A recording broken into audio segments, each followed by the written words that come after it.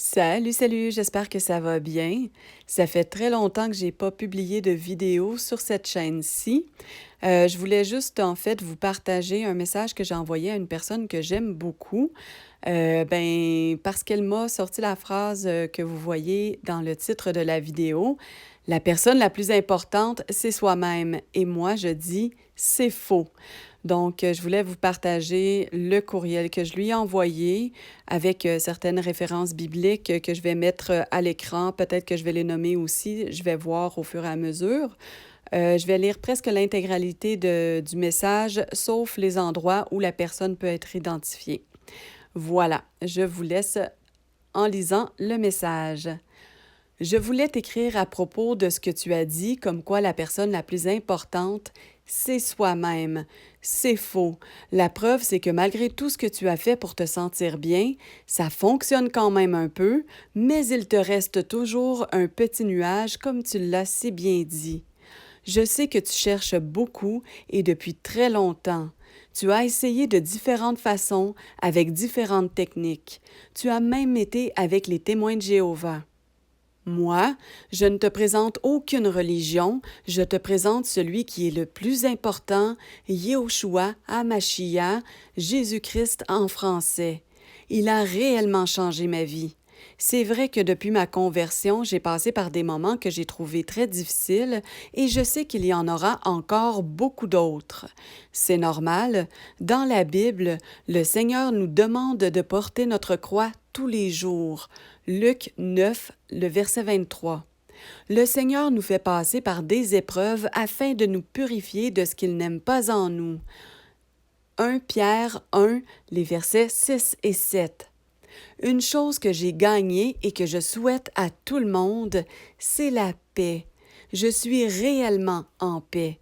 Ce n'est pas une paix à laquelle j'ai décidé de croire, c'est vraiment un don gratuit du Seigneur qui m'est venu sans avoir rien demandé, en même temps que j'ai eu ma guérison de l'alcool et de bien d'autres choses.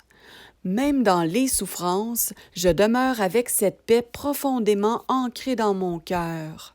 Je sais que si le Seigneur permet certaines choses, j'ai la conviction qu'il fait tout à merveille et que je peux me reposer en lui puisqu'il est au contrôle de toutes choses. Il a créé les cieux et la terre et les mers et tout ce qui s'y trouve. Il n'y en a pas deux, il n'y en a pas trois, il y a un seul Elohim, Dieu en français. C'est facile pour lui de nous aider. Le Seigneur est celui qui est le plus important. Satan était un chérubin, donc un protecteur de la sainteté de Dieu. Il a voulu être au-dessus du Créateur et c'est pour cette raison qu'il a été jeté sur la terre. Satan veut qu'on tombe avec lui et qu'on croie que nous sommes nous-mêmes des dieux. Il veut qu'on croie que nous sommes les maîtres, les contrôleurs de notre vie et que l'on ne s'en remette pas au vrai et unique Dieu, Yehoshua, Jésus. Les anniversaires servent d'ailleurs un peu à cela, croire qu'on est le roi ou la reine de la journée d'une certaine manière. C'est pour cela que je refuse de fêter maintenant. Le seul qui mérite la gloire, c'est le Seigneur. Nous ne sommes que de la poussière. Nous allons tous mourir, passage obligé. Mais la question importante à se poser, après notre mort, où irons-nous? Rejoindre le Père, notre Créateur, ou souffrir éternellement dans le lac de feu? Personnellement, c'est les cieux que je vise. C'est pour cette raison que je fais attention et que je ne fais plus les choses comme avant. Je t'encourage encore à chercher la face du Seigneur. Pas dans une religion, elles sont toutes hérétiques par rapport à la Bible, mais par la prière et par la lecture de la Bible par toi-même et demande au Seigneur de t'éclairer sur sa parole parce que ce n'est pas par l'intellect qu'elle se comprend, mais par l'esprit. Le Seigneur donne l'esprit de la compréhension à toute personne qui le cherche d'un cœur sincère.